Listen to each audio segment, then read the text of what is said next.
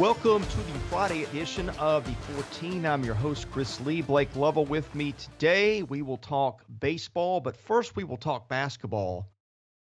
Man, the moves just never end, Blake. Several SEC programs impacted by transfers, by decommitments and recommitments and things like that. So let's start with Kentucky, where the Cats, who have lacked shooters in recent years, get a big one from Iowa. Yeah, CJ Frederick from Iowa, he's, someone that has shown the ability to knock down shots from outside, and that seems to be the theme we've always talked about with Kentucky is, especially over these past several years, we've said it. I mean, their outside shooting has not been consistent enough for them to feel like, that they have a true threat there on a possession-by-possession basis. And now, you add Frederick to the mix, someone who averaged, he averaged 7.5 points last year at Iowa, played 25 minutes a game. So, playing 25 minutes a game for a really good team, but also shooting 47.4% from three.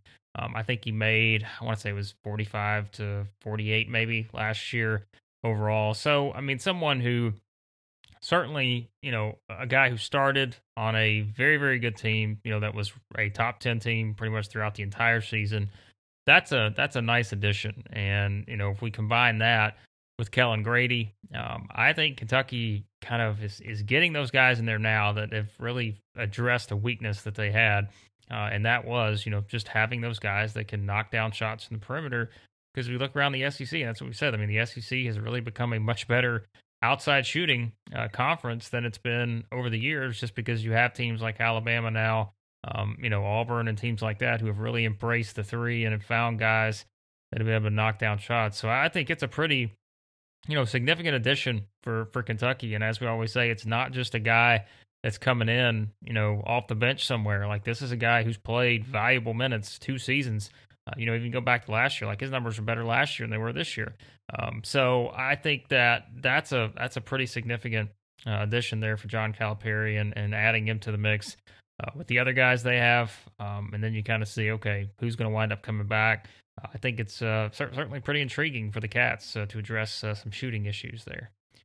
And I think Kentucky has also nailed down its playing assistant hires. Did I see that right last night? Yeah, so they're bringing in they're bringing in Antigua, who was at Illinois, right? And then they also are bringing in, is it the other Ron guy? Coleman. Yeah, Coleman. Ron That's Coleman. right. Yeah, so they're bringing him in too. So basically you're switching staffs here. You're bringing in Illinois staff to round out your staff.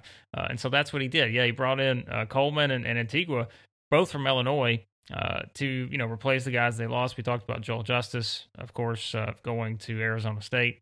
And so, yeah, they have kind of overhauled the staff there. And so that'll be interesting to see, kind of what things look like from that perspective. As we've said, I mean, Kentucky is a team that, yes, they're still going to recruit the top talent from a freshman standpoint, but I think they're realizing, like many, you've got to go the transfer route at this point to be able to keep up with a lot of teams, because you're seeing so many teams get older just by bringing in transfers and not necessarily just bringing in, the young freshmen. You've got to have that balance now, because as we've seen so many times, that's the path to success.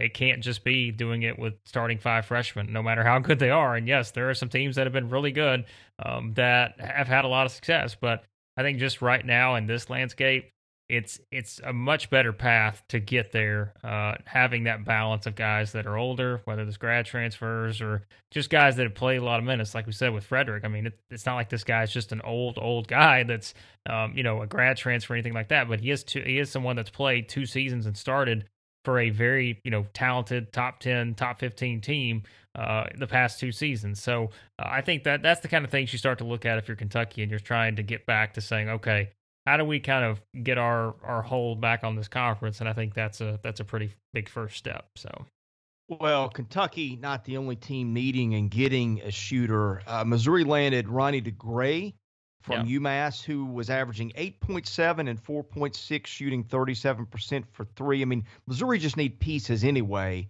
after it lost so many guys. But when you think of teams that just knock it down from the outside in recent years, Missouri probably not at the top of your list. So I think that really helps Konzo Martin. Yeah, I mean, that's like you said, it's another addition there for them. And I'm curious, to kind of see because that's a roster that, is going to look a little bit different in terms of what you maybe expect from them next season. And then I think that's one that is going to be very interesting because, right now, if you look at Missouri overall, I think it's really hard to kind of say where you think they're going to be at because if you compare their roster to some of the other teams, I think you're going to be wowed a bit more by, the 7 or 8 teams we've talked about a lot more this offseason than Missouri. But I am kind of curious just to see what that looks like for them. I mean, we talked about it. I think it was certainly a good thing that they got to the NCAA tournament this past year, even though it didn't work out the way they wanted it to. But I think just getting to the tournament was enough to at least put Konzo in a pretty decent spot there to feel like maybe some of that pressure's off because I do think this is probably a season where you're going to look at them and say, well, they had all those old guys. They're one of the most experienced teams in the country last year. But now, their roster is going to be significantly different and they're going to be a lot younger, at least when you just look at the roster as it stands right now. So yeah, it was probably a good thing that they made it to the tournament because that does take a little bit of pressure off in what could kind of be one of those seasons that are a bit up and down for a team just because they are going to lose as much as they are. Well, the shuffling of the chairs continues at Vanderbilt. I mean, talk about a team with a crazy offseason. You lose one of your best 2 players in transfer and Dylan Dessou to Texas. Scottie Pippen Jr. probably not coming back from everything I hear, but they've landed 3 transfers, and now they get Shane Dezonie, who's that shooting wing they've kind of needed, who was committed to Arizona, the number 81 prospect in the country, according to Rivals. Of course, Arizona has the change in coaches, and he hits the market, and Vanderbilt wins a recruiting battle that a lot of people were involved, and frankly, I was a little surprised to see that happen. Yeah, I mean, look, like we said, you at least hope that this is them kind of understanding that this is how you have to do it right now. And when you have a situation where, you're losing your 2 best players and knowing that you're staring down that possibility of what we talked about all off season, and that if you try to just come out with the same roster with maybe a couple more pieces that you had last year, minus your 2 best players, like it's not going to go well in this SEC season. Like there are just too many good teams that you're going to see, I think, around the conference. And so give them credit for going out and, really getting some players that I think are going to come in and actually be able to help them right away. And you talk about Dezonie. I mean, like you said, he's someone that very highly coveted. I mean, someone that's just a really good player. And I think he's going to be able to, step in and be someone that makes an impact right away for them. We talked about the other guys they brought in. Robbins will be the same. Chapman, I think, gives them that experience, someone who's played a lot. So yes, they're going to look different. And I think it's just a matter of, okay, can they figure out ways to still close that gap between them and everyone else? And I think adding some of these guys, it's going to help. Is it going to help to the extent that if they still had Pippen and Dessou, are they going to be as far along as they would have in that situation? I don't think so, but I do think you have to give them credit for at least putting together, a pretty good group of talent here. And it's just a matter, like I said, of trying to find are they going to have any of those guys that sort of break out and maybe become, a Pippen-esque or a Dessou type guy that you're looking around and saying maybe that can be an all SEC player next year, or maybe have a couple of them. I don't know if you necessarily look at that right now and feel like you have a pretty confident feel of who that's going to be, but at least they've got some options to choose from. So I'm very curious to see what it looks like because their rotation is basically going to look a lot different. And that could wind up being a good thing overall, but they're still going to miss Pippen and Dessou. But yeah, it doesn't hurt to bring in guys like this though, like Dezonie and some of the others we talked about, just to kind of close that gap a bit from a talent standpoint. Yeah, I'm kind of writing their roster down on paper, and how they line up and who contributes where is really hard because it is new faces all over the place. Well, and I was going to ask you, like, if I had to ask you right now, and I was thinking about this earlier, if someone asked me, even for someone like me who really tries to stay on top of this stuff, if someone had to ask me, can I name half the roster of all 14 SEC teams right now? Like, I don't think I could do it. Like, it's just that there have been so many moving parts. Like, it's so hard to keep up with. And when you look around, not just at Vanderbilt, but you're looking at some of these other schools, like there are legitimately, I think, several teams around the league that you're going to look at and say their top 7 or top 8, maybe minus 1 or 2 guys, is going to look entirely different next season than it did, this season. And it's so wild to think about because we're not talking about teams just filling, freshmen in. Like it's just, you've got guys coming in from all over the place. And so trying to actually project what these rotations are going to look like, it's impossible right now because you don't know who are going to be some of these guys that stand out, throughout the summer and then into the fall. It's going to be really hard, I think, to project what things are going to look like from top to bottom in this league. Oh, I'm with you. I mean, I think 2 months ago we'd have been great at that game, right? Right. Yes, I could have told you everyone 2 months ago, but right now it's like, I mean, there are probably transfers that I've forgotten about because there's been so many of them. And that's the thing is when you have, let's see, I'm going to check the number here right now. Yep, we're up to 1560. So 1,560 transfers in 2021. Wow, that's And something. counting. Yeah, and counting. So Anything else on the hoops front? I don't think that there's anything else. I'm trying to again. There's so much to kind of remember. I mean, Justin Kier transferring from Georgia, I guess, is the other one. There's a team we talk about that. Man, I don't know what Georgia's rotation is going to look like next season. That's one that is quite interesting at this point because that's a team that, as we know, has lost a lot from that roster. Yes, that they're bringing in some guys, but man, they've still lost quite a bit. So I have no idea. That's a team right now. Again, if you ask me what does Georgia's 1 through 7 and 1 through 8 look like, I have no clue because they've lost guys. They're bringing in some of these guys as well, but man, that's a group that's going to look entirely different. As we've talked about before, could wind up actually being a pretty important season there for Tom Crean, just based on where things have been at for that program. But I just don't know right now that you could look at them and you feel confident that they're going to be able to find a way to, again, surpass some of those other 7 or 8 teams that we've really focused on a lot here in the offseason. Well, Justin Kier, I guess, we've heard the phrase COVID freshman, meaning that he was a freshman last year, but he gets that extra year, so now he's a freshman again. Is Justin Kier a COVID graduate transfer? I mean, it's just, who knows at this because point, he was a right? graduate transfer last year. Well, this season's just going to be wild. I'm telling you. Because that's the thing, too, is I keep thinking about it. I'm like, we could look at some of these teams on paper, or we could see some of these kids transferring to other places and feel like they're going to fit in and all this other stuff. But we have no idea. Like the chemistry, how all that stuff comes together is going to say a lot more about what these teams look like. But we've seen it so many times where, you get a team that brings in 6 or 7 different guys and it just doesn't work out. And I think it's just going to be such an interesting dynamic for coaches this year to try to balance that and be able to really figure out, the right pieces and all that stuff. And then, like you said, when you have guys that are still leaving, like you look at Kier, it's May 7th, and you've still got guys that are leaving, and you don't know what your roster and rotation is going to look like. It's got to be a challenge. So, we done with baseball or basketball? Yeah, rather. let's get to some baseball. Did you get a chance to watch either of those games last night? I saw a little bit of the Florida-Kentucky game. I didn't get to see any of the LSU and Auburn game, but those were both wildly entertaining. I had the 2TV thing going. Yeah, totally worth it. I was joking with Barry Allen in text last night. I said, if you had told me at one point in life I'd be watching 2 large TVs in my bonus room, watching 2 baseball games at once, I would have said right then and there my life's been a success, right? Yeah. But anyway, in all seriousness, those were 2 great games.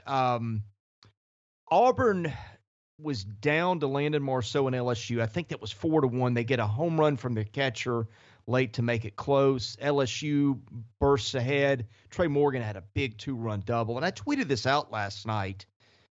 Man, I don't remember the last time there were 2 hitters, freshman hitters in the league that came in and hit the way that Morgan and Dylan Cruz have their first year. Now, my buddy Andrew Hutchison, who covers Arkansas baseball for Rivals, pointed out that Heston Kierstad and Casey Martin had 2 great seasons for Arkansas in 2018 when they were College World Series runners-up, and I looked him up, and sure enough, he was right. Of course, Martin was a shortstop whereas you've got Morgan and Cruz or first baseman or right fielder, so they don't have the defensive impact those two kids had, or at least not that Martin had. But point was, you don't see two hitters as talented as LSU's got that often as freshmen on the same team. I mean, you may see them that talented, but they don't produce that well right away.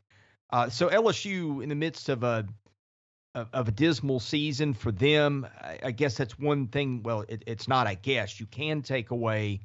They've got a lot to be excited about with probably the 3 and 4 hitters in their lineups for the next 2 years to come.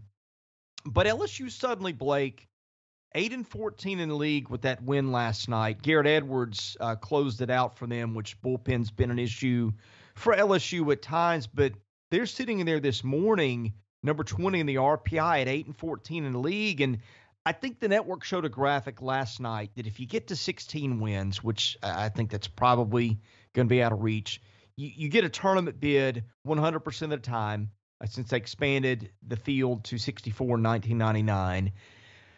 I think it was if you get to 15, you get in 74, 76% of the time, something like that, all the way down to if you win 12 or fewer, or 13 or fewer, it's like 6 or 8% of the time. But LSU, now the interesting thing with them, as we've said, the schedule is getting easier, so you don't get the RPI boost. But LSU is going to be a fascinating case, sitting there at 8-14 in the league with a 20 RPI right now. And I think it's now the number 2 strength of schedule in the country. So LSU, I think if it can just get the wins, that's what it needs. And, of course, Alabama next weekend and A&M on the road to close. So that situation get very interesting suddenly. Yeah, I mean, it goes back to what we said a couple weeks ago when they won that Ole Miss series. You kind of looked ahead at the schedule and like, all right, just get through the Arkansas one. And if you can get a win in there, great, which they did.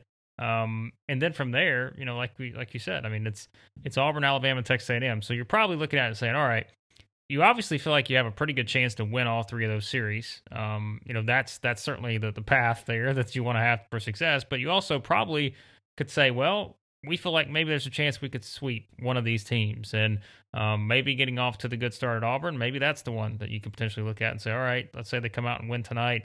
Then, if they just get that game on Saturday, I think that's they are like, because probably, I guess if you look at it overall, you go back to early in the season when they played some of those teams out of conference, but like they're playing as well as they have in SEC play at this point, just based on what they've done, over the past several weeks now. And like I said, you kind of throw the Arkansas one out because you kind of know what you're getting against Arkansas. But yeah, I mean, you've got to feel good if you're LSU, and if you have a chance to, again, maybe sweep this Auburn series or come out and sweep Alabama next weekend, still knowing that you get to go play at A&M, a team that certainly has been up and down. So I think it's a pretty good setup there for the Tigers, just in terms of seeing how they come out and maybe have a chance to sweep one or more of these series. That would certainly be a big boost for them in terms of, like you said, having where they are in the RPI at 20 and potentially finishing with a very strong portion of the schedule here to be able to pick up a lot of wins. So, well, if you want to spin it a little bit, okay, they split 3-3 between Arkansas and Ole Miss. The Ole Miss one on the road. And then now they've got the opener, and they've won both their midweek games in between. Now, those were Grambling and Southern, so not move the needle wins. But suddenly you got, again, a path to a little bit of optimism if you are LSU. Now, Kentucky, I think, does too. That was a big win for the Cats. They throw Cole Stupp, who they don't like to take out of games. I mean, that kid gets 6-7 innings almost every week. And I think Kentucky, probably with the bullpen, tried to stretch him a little bit further, and a 5-0 lead becomes a 5-5 tie. And man, Florida, we talked about this yesterday. That just is not vintage Kevin O'Sullivan baseball. They struggled defensively, had a little bit of a meltdown last night.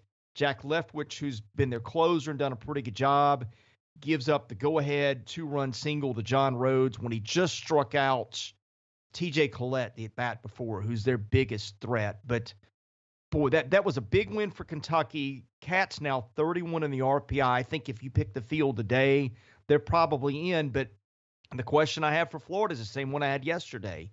If the Gators don't win this series, do they still get one of those 20 hosting spots? Because the road record's awful. Now, Yeah. 13-9, if they split from here on out, would be 14-10. I mean, the record is good enough, I would think, from an SEC perspective that you could justify it. I don't know what the RPI would be. I think it would be the other side of 30. And again, I don't know how they weigh the RPI this year, given the weirdness of this season.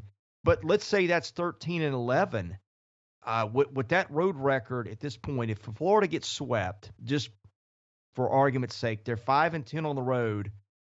I don't know, man, with an RPI north of 30 at that point, I have a hard time seeing the Gators getting one of those 20 slots. Now, D1 Baseball this week had the Gators as their number 14 seed for the tournament. And some of that may have been projection, thinking they'd win the series this weekend. I don't know that for sure, but the Gators, I think, are going to be a very interesting case if they split the remaining two games with Kentucky. And probably, I imagine, if they win the series 2-1, at that point they would be 15-10. I think they're hosting, but that series in Lexington got really interesting with the Cats taking game one. Well, and I feel like that was sort of summed up Florida season. Like, you get down, 5-0, you come back and tie it 5-5, and then you lose 7-5. Like that just feels like that's kind of how the season's gone for Florida, where it's just, yes, they've got 31 wins, and like you said, they're still a team that is really good when you talk about just from comparing them to other teams, but it's like it has felt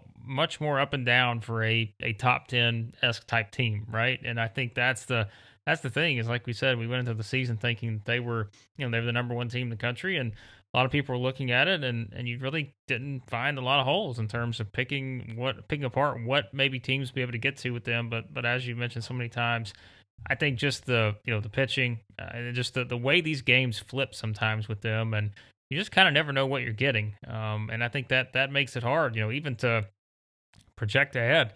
I think the rest of the season, these two games, Kentucky, yes, Florida should, you would think, come out and be able to win these next two, but I can't say I've got just high confidence on that based on what we've seen with them.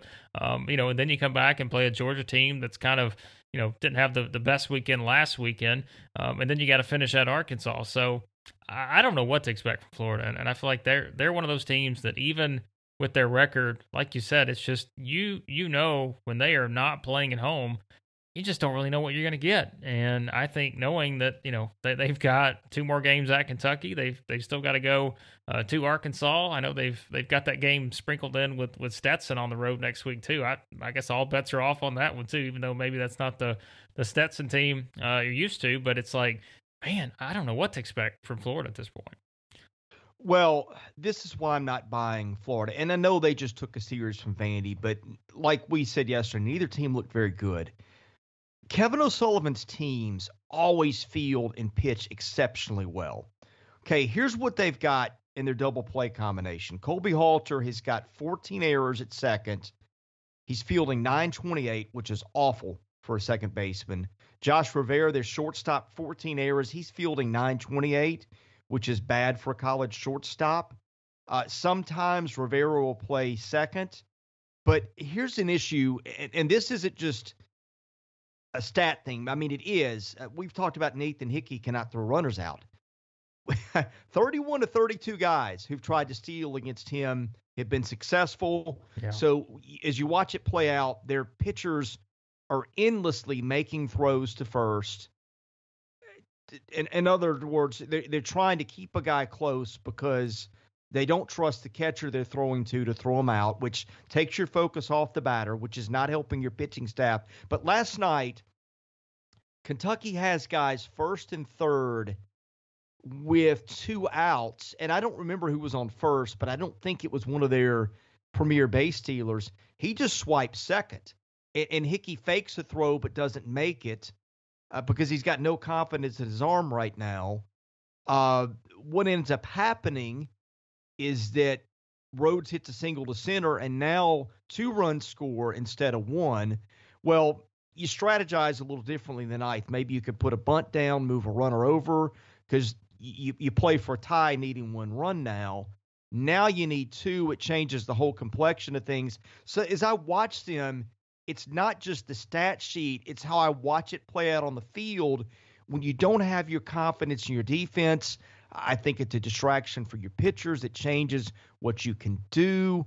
And I'll give Nathan Hickey some credit. He does make a plate block, which I don't know why it wasn't called, and saves them a run on a single to left.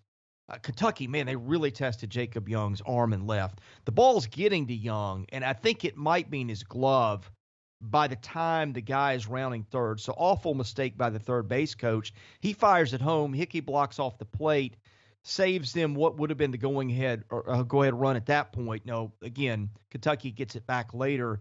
But when I watched them play ball, Blake, man, the pitchers, they just don't have the shutdown guys they've had in the past.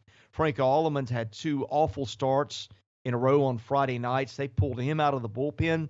I just don't think they have the pieces to make it work. And I know people are going to look at them and say, preseason number 1 team, maybe they'll get together. There's a lot of talent. As I watch it play out, I'm just not seeing it. Yeah, that's what I was going to say. Like, I think that'll probably be the storyline or the main theme, is thinking that, all right, maybe you have sort of a reset going into postseason, and everyone starts to think, all right, maybe they're going to be able to kind of turn this thing around and get back to that point of where, doing the things, the reason we thought they were the preseason number 1 team. But I'm with you. Like, I just, right now, I don't see it. I don't have that confidence level that they're going to be able to do that. And as we've said before in others, like, postseason, maybe it's starting fresh and you can use all the different, wording you want. But I just think this is a team that, as we've said, it's just been too much of a roller coaster ride at times, even for a team, again, that it's not like we're talking about one that's not ranked and, it's just kind of scraping by. Like, they're still a good team. But I think if you start to compare them to the other teams that we've talked about, of course, like Arkansas and others, it's much easier to, I think, have more confidence in some of those other teams versus Florida, just because, you've seen just even in how their games have played out, just watching some of their games, like, it's just, they're very up and down, and I think that consistency can certainly come back to not be good for you, especially once you get into postseason play. Now, I'll give you a quick counterpoint, okay? They've got some really good hitters. Hickey's one of the best. Hickey might be the best hitter in the league statistically. I think Liam Spence would probably be number 1. We have Hickey in our power rankings this week, and I moved him down a couple spots just because the defense, and that counts for something. But just as a hitter, he's phenomenal. And having a bat like that at catcher takes it up another couple levels. But you look at him, Chris Armstrong is really murdering the ball right now. He's got 3 homers in his last 6 games. I think they've been without him part of the year. He is just hitting the ball. I think he had one that was 113 or 14 or something off the bat.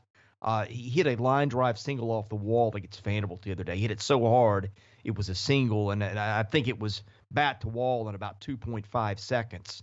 So there's that.